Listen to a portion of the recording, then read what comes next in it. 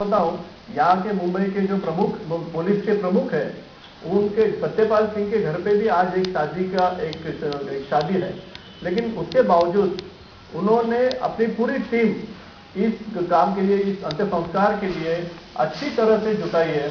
और मैं आपको बताऊं, 5 से दिन से पुलिस जो है यहाँ पे बहुत ही टेंशन में है कि जब ये घोषित हो जाएगा बाला साहब की डेथ, तब कैसे करेंगे, क्या करेंगे। बहुत सारे मीटिंग चालू थे और आज हमने देखा कि पुलिस का जो रवैया है, पुलिस ने जिस तरह से बंदोबस्त रखा है बहुत ही अच्छा है। और उसी साथ जिस तरह से शिव सैनिक है, आज देखो शिव सैनिक बहुत ही शोकाकुल है, वो सदमे में है और इसलिए वो बहुत ही शांत तरीके से, सुबह आपने अगर देखा तो जो ट्रक था बाला साहब को जब उसका शव लाया, उसके साथ इर्द गिर्द लोग खड़े थे। बहुत देर के बाद फिर लोग वहां से हटे, फिर धीरे धीरे ये अंत्य यात्रा शुरू हो गई। उस अंत्य यात्रा के दरमियान बहुत ही शांत तरीके से अपने नारेबाजी कर रहे थे, अपने नेता को चुराई हो की घोषणा दे रहे थे, उनकी बात रखते रहे थे, रो रहे थे।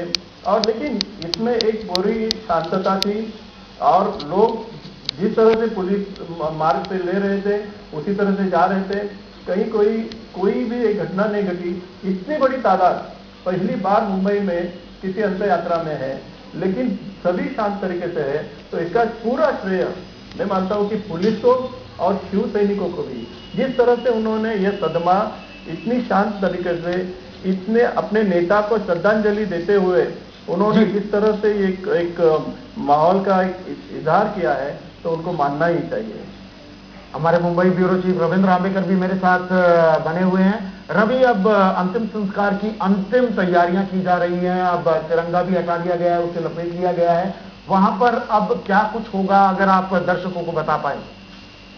बिल्कुल, अब पूरी तैयारी हो चुकी है।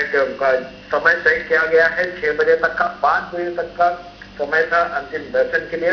वो हालांकि 5:20 के आसपास का वक्त हो चुका है। तो ये लगातार तमाम जो प्रोसेशन था उसमें काफी देरी लग गई, क्योंकि जितनी अपेक्षा थी उससे कई ज्यादा लोग जो है वो इस प्रोसेशन में जुट गए। और उसके बाद में शिवाजी पार्क हो या फिर शिवसेना भवन हो, बांद्रा से लेके तमाम पूरे इलाके में बड़े तादाद में बाला साहब के जो फॉलोअर्स थे वो मौजूद थे। तो इसलिए पूरा जो प्रोग्राम था वो पूरा कहीं ना कहीं डिले हुआ है। लेकिन अभी थोड़ी देर में जो दाह संस्कार जो है उसकी शुरुआत की जाएगी। जितने भी वहां पर पंडित आए हुए हैं, पुजारी आए हैं, वो मंत्रोच्चार करेंगे और उसके बाद में दाह संस्कार किया जाएगा। बाला साहब ठाकरे का जो पूरा परिवार है वो इस वक्त मौजूद है। हालांकि इस पूरी भीड़